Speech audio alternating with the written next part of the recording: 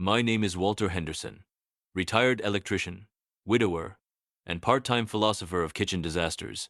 I live in a small house with a leaky faucet that sounds like jazz at night, and a porch swing that still creaks in rhythm with the memories of my late wife, Linda.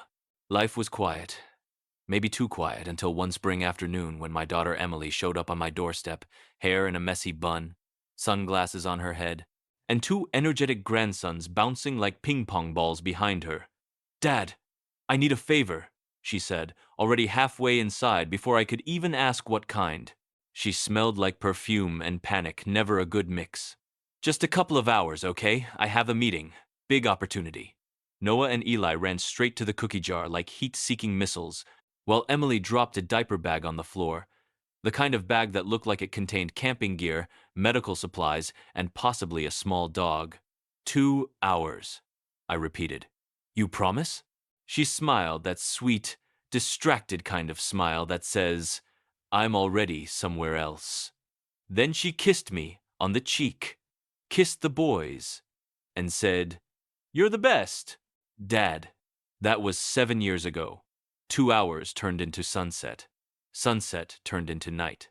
The boys fell asleep in the living room, little faces pressed against my old couch.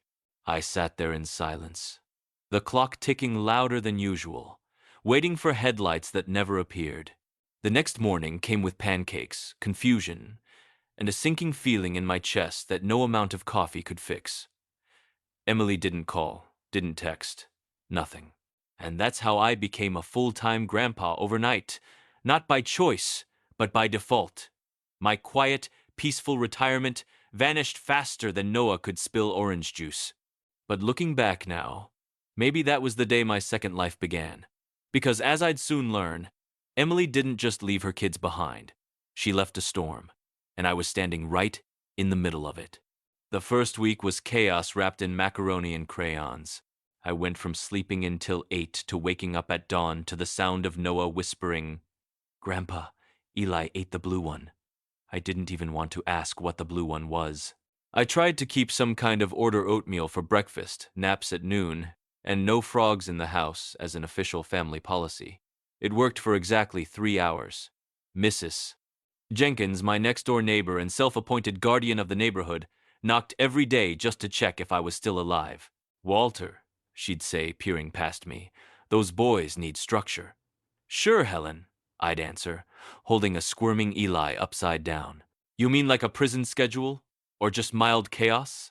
Between spilled milk, Lego landmines, and bedtime stories that turned into philosophical debates about dinosaurs, I began to realize something. I wasn't just babysitting. I was rebuilding a family from crumbs and cartoons. Every night, after they finally fell asleep, one on my lap, one on the floor, I'd look at their peaceful faces and feel something twist inside me. A mix of pride and heartbreak. Pride that they laughed again. Heartbreak that their mother never called to hear it. By the third month, people at the grocery store knew us by name. The boys called the old butcher Mr. Sausage, and he called them my little tornadoes. I started wearing a fanny pack full of wet wipes like a cowboy wears his gun belt. Life was noisy, messy, expensive, and somehow it made sense again. But one evening, when the phone finally rang after all those silent months, I picked it up so fast I nearly dropped my plate. And the voice on the other end wasn't what I expected at all. "Hello?" I said, half out of breath, half covered in applesauce. A pause. Then a woman's voice, smooth, rehearsed. "Mr. Henderson? This is Melissa from Child Protective Services. We've been trying to reach Emily." I blinked. "You and me both, sweetheart." She cleared her throat politely, the way people do when they realize they've stepped into a swamp. "We just need to confirm the boys are safe." I looked across the room. Noah was wearing a spaghetti strainer as a helmet. Eli was painting the dog blue. "Define safe," I said. That call set off a whole new circus. Forms, home visits, interviews. They asked if I had emotional stability. I offered them coffee. They declined. They asked if I had parenting experience. I pointed to the dried macaroni glued to my sweater and said, "Clearly." Still, I couldn't sleep that night. I kept staring at the photo of Emily on the mantel, her college graduation, the same confident grin she gave me the day she drove away. I wanted to be angry, but all I felt was confusion. What could have gone so wrong that she'd vanish, even from her own kids? The boys didn't ask about her much anymore. Kids adapt faster than hearts do. Sometimes Eli would slip and call me Dad by accident, then freeze like he said something forbidden. I'd just ruffle his hair and whisper, "That's okay, buddy. You can call me whatever makes you feel safe." But late at night, when the house went quiet, and even the dog snored like a tractor, I'd sit by the window, waiting for headlights that never came. Until one day they did. And when I opened that door, it wasn't Emily standing there. It was a man in a gray suit, holding a clipboard and a smile that could freeze water. The man looked like he'd been carved out of a tax form. Perfect hair, pressed suit, not a single emotion in sight. "Good morning," he said, flashing a badge that glinted like his teeth. "I'm Mr. Dalton, Family Services Investigator. May I come in?" Now, normally I'd say no to strangers in suits, but he'd already stepped on my welcome mat, and you can't fight bureaucracy in slippers. He walked through the house with a tablet, scribbling notes while Eli followed him, narrating like a tour guide. "That's Grandpa's chair," he yells at the news there. "Do not," I muttered. Dalton glanced at the toys, the art-covered fridge, the mountain of laundry I'd labeled someday. "You're the boys' primary caretaker?" "I'm their everything caretaker," I said. "Cook, janitor, therapist, and occasional referee." He didn't smile. People like him don't. Their mother's whereabouts are still unknown. "Are you prepared for long-term guardianship?" I poured him a cup of coffee. "Son, I've been changing diapers since Nixon was in office. I think I'll manage." For a moment, I thought I saw something soften behind his clipboard. Maybe pity, maybe caffeine hitting. But then he stood up, straightened his tie, and said, "We'll be in touch." The door closed, and I just stood there in a house that smelled like toast, crayons, and second chances. Later that day, Mrs. Jenkins popped by again, holding her tiny dog like it was royalty. "Walter, is it true the government's involved now?" I sighed. "Helen, if the government really cared, they'd send someone who knows how to unclog a toilet." She gasped like I'd cursed at the Pope, but then laughed that rare, wheezy laugh that made her sound human for once. That night, I tucked the boys in, read them a story about brave explorers, and thought maybe that's what we were now, just explorers, lost in the same storm, looking for land. But 3 weeks later, a letter arrived in the mail that made even Mrs. Jenkins' gossip seem like a bedtime story. The letter was official heavy paper, embossed seal, the kind that smells like bad news and printer ink. It said, "Notice of Custody Review Hearing." For a minute, I thought they'd mailed it to the wrong Walter Henderson. But no, my name was right there in bold, as if they were shouting it. "Grandpa, what's that?" Noah asked, holding a popsicle upside down like a candle. "Just the government trying to see if I still know how to use a toaster," I said, stuffing the letter into my pocket. I sat down at the kitchen table, where the varnish had worn off from 7 years of spilled milk and homework. The words blurred. Custody, review, hearing. Suddenly, my chest felt tight, the kind of tight that only black coffee and good sense can't fix. I spent that week preparing like it was Judgment Day. I shaved. I ironed my one good shirt, the one Linda always said made me look like a man who knows what he's doing. I even told Mrs. Jenkins, who immediately told everyone else within a 1-mile radius. By the morning of the hearing, the boys were helping me tie my tie, or rather, strangling me with good intentions. "You look nice, Grandpa," Eli said. "Like a president." "Thanks, buddy," I wheezed. "Let's hope this one doesn't get impeached." When we arrived at the courthouse, the place smelled like stress and lemon cleaner. I signed papers, nodded at clerks, tried not to look like a man who had peanut butter on his sleeve, which, of course, I did. And then right as I was about to step inside the courtroom, I froze, because, standing at the end of the hallway, was Emily, my daughter, after 7 years. But she wasn't alone. Beside her stood a man in a sharp navy suit, clutching a briefcase and looking at me like I was the villain in a movie he'd already rehearsed. And that's when it hit me. The letter wasn't about helping the boys. It was about taking them away. For a moment, everything around me went quiet, the buzzing lights, the clicking shoes, even Eli's whispering. 7 years of sleepless nights, school plays, doctor visits, and burnt grilled cheese sandwiches all flashing through my head like someone pressed rewind on my life. Emily looked different. Not the messy, rushing young mother I remembered, but polished, cautious. Her hair tied back, her face pale as if she'd seen a ghost, though. In her defense, maybe she thought she had. "Dad," she said softly, almost rehearsed, "you look older." "Well," I smiled dryly, "raising your kids will do that to a man." Her lawyer, a tall fellow, with a tie so tight it looked like it was choking him, stepped forward. "Mr. Henderson, my client is here to reclaim custody of her children. We appreciate the care you've provided." I almost laughed. "Appreciate? That's what you say when someone waters your plants, not raises your sons for 7 years." I looked at Emily, trying to find my little girl somewhere behind that courtroom face. "Why now?" I asked. "Why after all this time?" She hesitated. Her eyes flicked toward the lawyer before she spoke. "Because I'm ready now. I have a home, a job, a fiancé. They deserve stability." "Stability?" I repeated, half snickering. "You left them with a man who wears slippers to the grocery store." That's stability they already had. For a split second, I thought she'd crack, maybe cry, maybe laugh, but she just looked away. The lawyer scribbled something like he was writing poetry.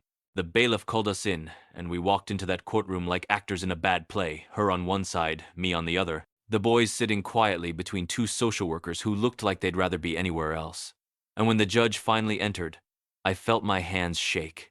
Not from fear, from heartbreak. Because I realized, for the first time in years, I wasn't fighting time, bills, or bedtime stories. I was fighting my own daughter. And when she stood up to testify, the first words she said made the whole courtroom gasp. "Your Honor," Emily began, voice trembling just enough to sound tragic. "7 years ago, I left my children with my father temporarily. I was going through a difficult time, and I trusted him. But he never returned my calls. He kept them from me." The words hit me like a brick. I blinked twice, wondering if I'd heard right. Then I looked at the judge, a gray-haired woman with glasses hanging from a gold chain, and I swear even she raised an eyebrow. I stood up. "Excuse me, Your Honor, but that's how do the lawyers say it, fictional nonsense. I've got phone records, birthday cards, and more voicemails to her number than a telemarketer." The judge looked over her glasses. "Mr. Henderson, please sit down." "You'll get your turn." So, I sat, but not quietly. "Oh, I'll get my turn all right. I just hope it's before my coffee wears off," Emily continued, dabbing her eyes like she'd practiced in front of a mirror. "He didn't want me to have them back." He moved, changed numbers, ignored every message. Across the room, Mrs. Jenkins, who'd shown up as moral support, but was really there for the gossip, gasped so loud it echoed. I could almost hear her thinking, "Oh, this'll spice up bingo night." Then came the lawyer's turn. "Mr. Henderson, do you deny withholding the children from your daughter?" I leaned into the mic. "I deny it the same way I deny owning a jet ski. Completely. And if I did keep them, it was only because their mother disappeared like a magician without an encore." A few chuckles escaped around the courtroom, but the lawyer wasn't amused. "Do you have proof of your attempts to contact her?" "Proof?" I smiled. "You want proof? I printed every email, every text, every card she never picked up from the mailbox. I even laminated the one that said, 'Happy Mother's Day, wherever you are.'" The judge leaned back. Her eyes softened, just a little. The lawyer frowned. Emily looked like she wanted to crawl out of her skin, and as I sat down, I whispered more to myself than anyone else. "You can't rewrite 7 years, kiddo." "Not when they're drawn in crayon." But the real show started when the judge asked if there was any physical evidence of Emily's intent to leave the boys with me permanently. And I remembered the envelope. When the judge asked about physical evidence, something in me clicked that envelope. The one Emily had left behind 7 years ago, tucked inside the diaper bag between a half-eaten granola bar and a pack of baby wipes. I'd kept it all these years, sealed, because on the front, in her handwriting, it said, "For Dad. Open if I don't come back." At the time, I thought it was something sentimental, maybe a thank you note or a confession about how she finally realized I was right about her old boyfriend. You know, normal dad stuff.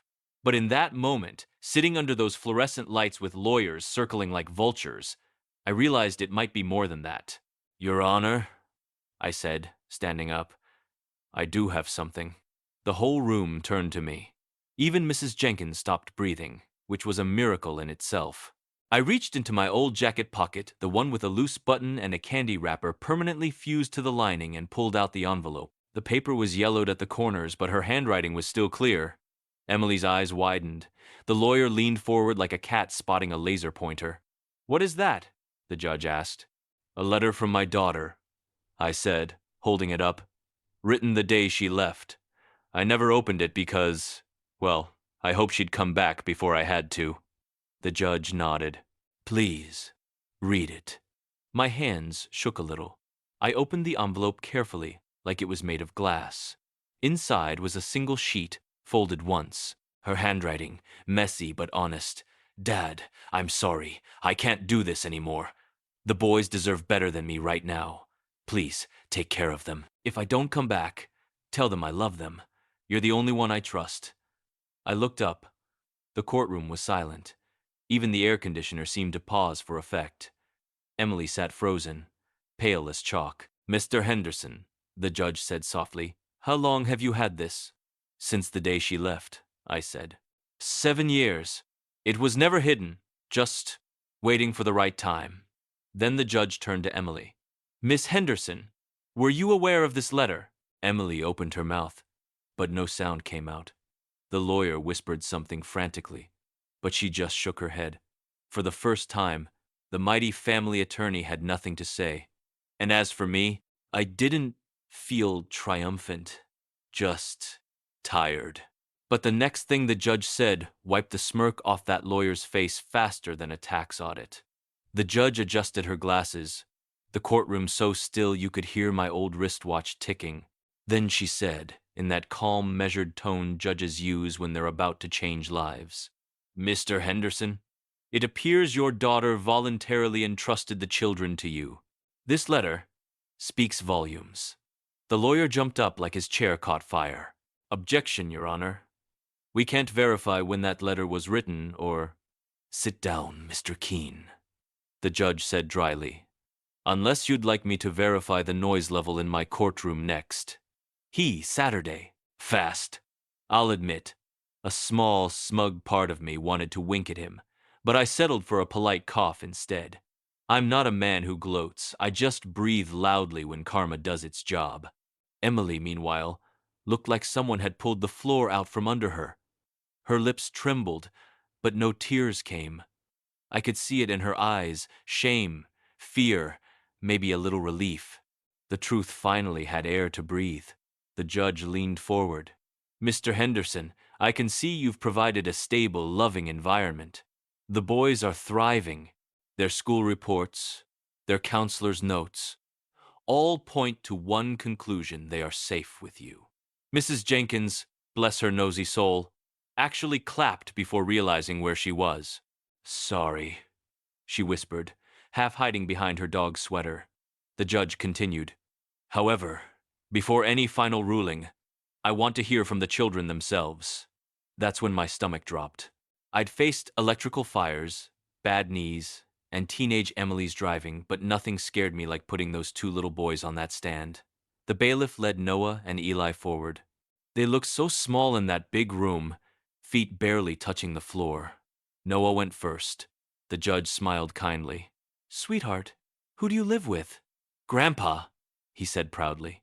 "He makes pancakes shaped like dinosaurs, and sometimes hearts, but he says they're accidents." Everyone chuckled. The judge's eyes softened. "And do you feel safe with Grandpa?" Noah nodded. "Yeah. He hugs us even when we're sticky." Eli piped up. "And he yells at cartoons, but not at us." Even the bailiff cracked a smile. Right there, in that courtroom full of papers, rules, and stiff necks, two little boys reminded everyone what family really looks like. But just when I thought the storm had passed, the judge cleared her throat and said something that made my heart stop mid-beat. "Before I make any ruling," the judge said, "I need to know one thing." She turned her gaze toward me, kind, but sharp enough to make me sit up straight. "Mr. Henderson, have you ever intended to keep the boys permanently without informing their mother or legal authorities?" I froze, not because I was guilty, but because, for the first time, I realized how messy love can look on paper. I took a breath. "Your Honor," I began slowly, "when Emily left, I didn't plan anything. I didn't think about custody, or laws, or forms. I just thought they're kids, they're scared, and I'm their grandfather. You don't file paperwork to love someone." The courtroom went quiet again. I could hear the hum of the ceiling fan and the nervous tapping of Mr. Keene's pen, which I found oddly satisfying. "I tried calling her," I continued, "hundreds of times. I left messages, birthdays, Christmas cards. I didn't even change my number. I wanted her to find me. But she didn't."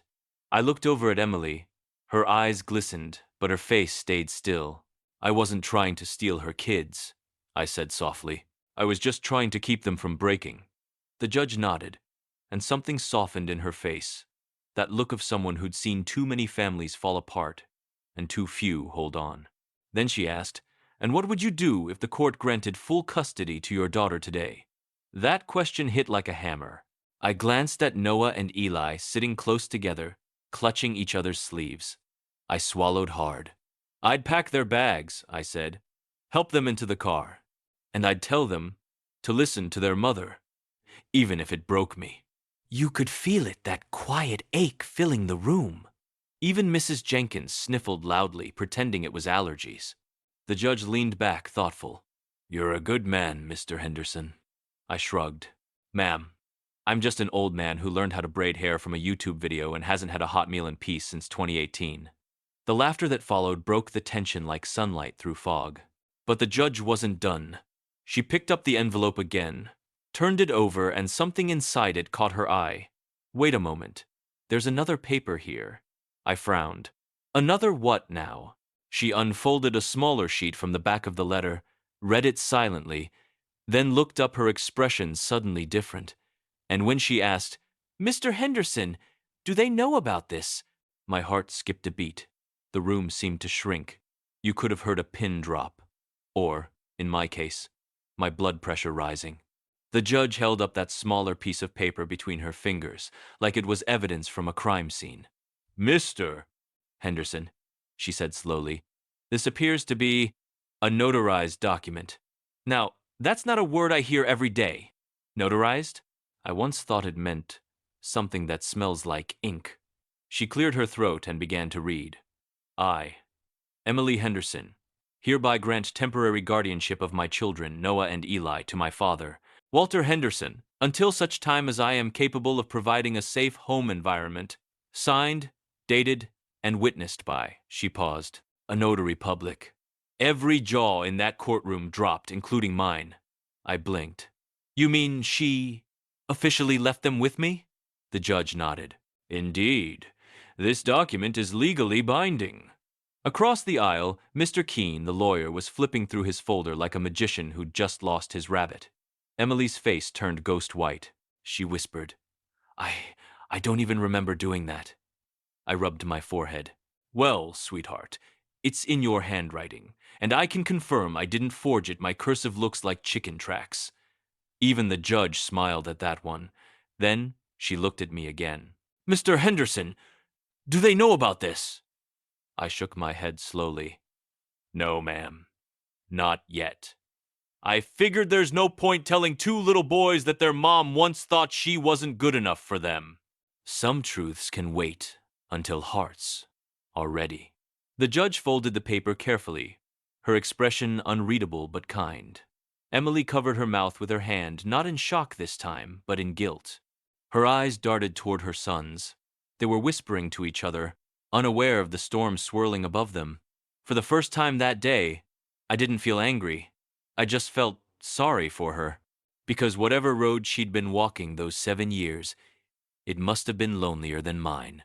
But just when I thought the truth had finally cleared the air, the judge took off her glasses, sighed deeply, and said something that turned the whole case upside down. The judge rubbed her temples, looking from Emily to me like she was piecing together a puzzle no one warned her was missing half the pieces. Then she said the words that made my stomach lurch. Mr. Henderson. Mrs. Henderson, this case shouldn't be about custody.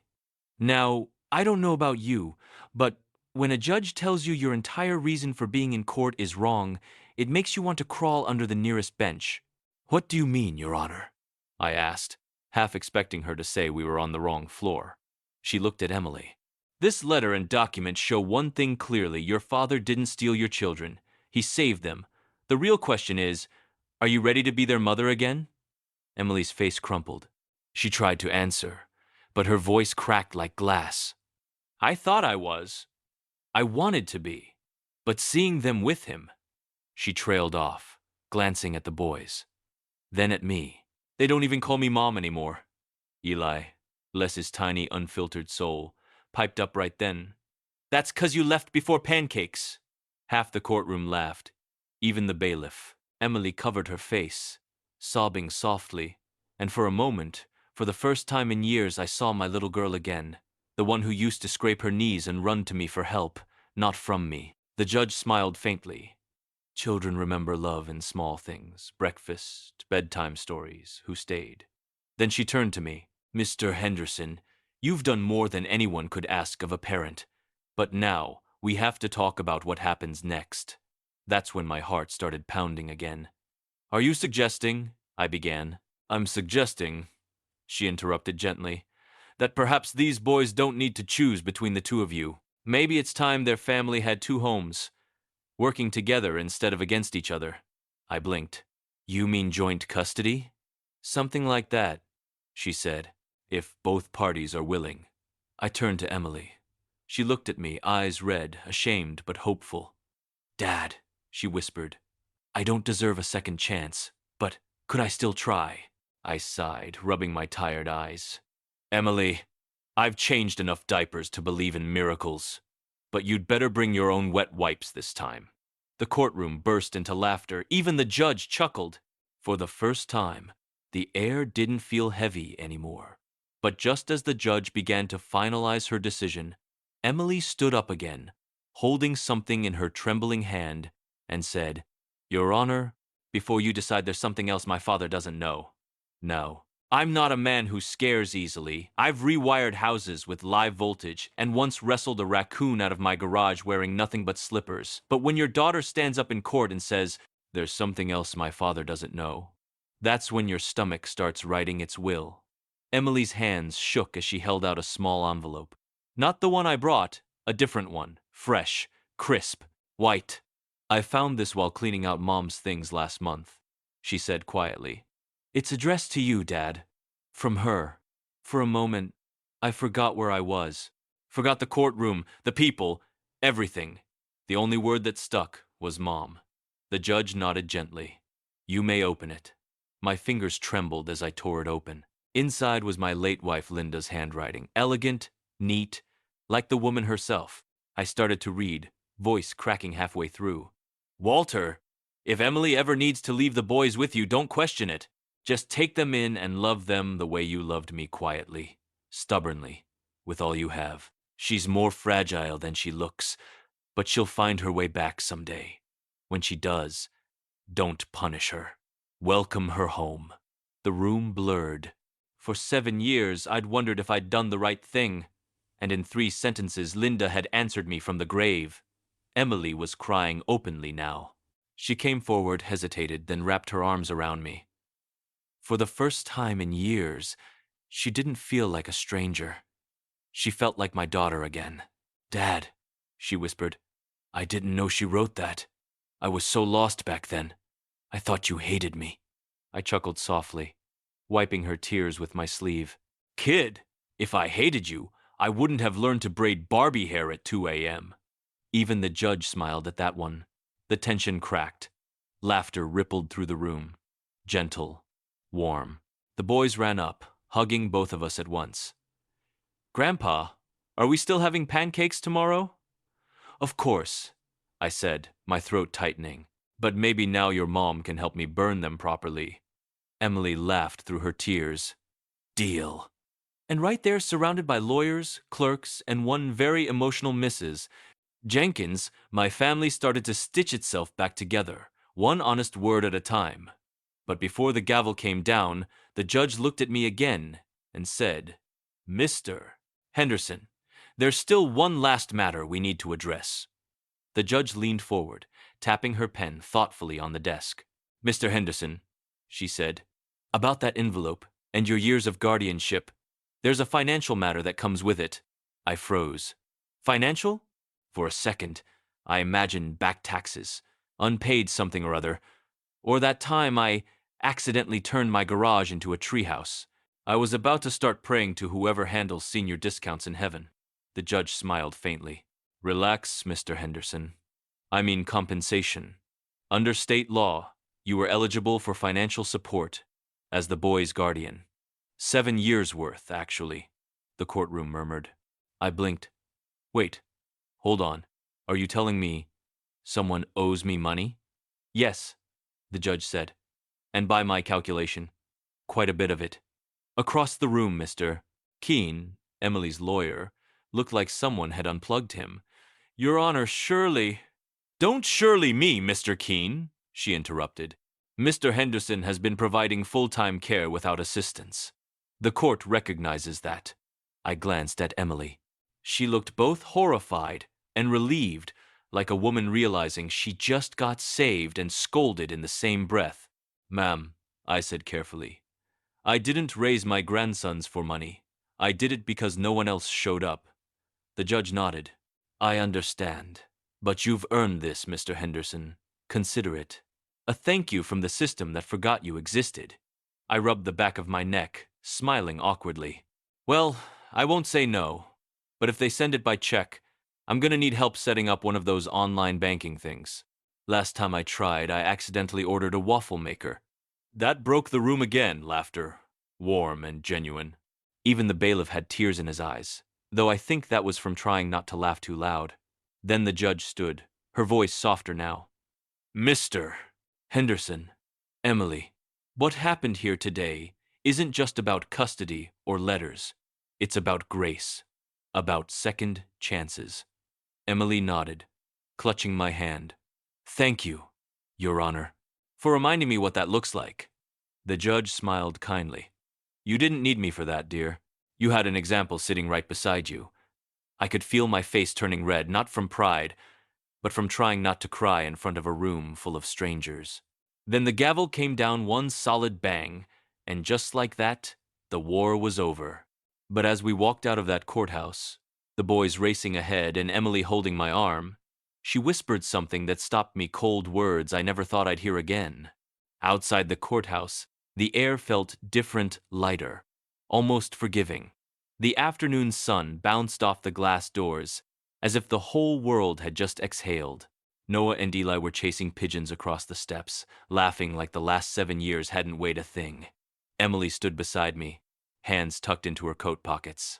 For a moment, neither of us said a word. Just watched the boys, our boys running free. Then she spoke, quietly. Dad, when Mom died, I thought I'd lost everything. But the truth is, I didn't lose her. I just forgot how much of her lived in you. That one landed deep. I swallowed hard, pretending to adjust my glasses, though my eyes had already gone blurry. Well, I muttered, your mother was the heart. I was just the plumbing. Emily laughed through her tears, shaking her head. You haven't changed. Sure I have, I said, glancing toward the boys. I can braid hair now.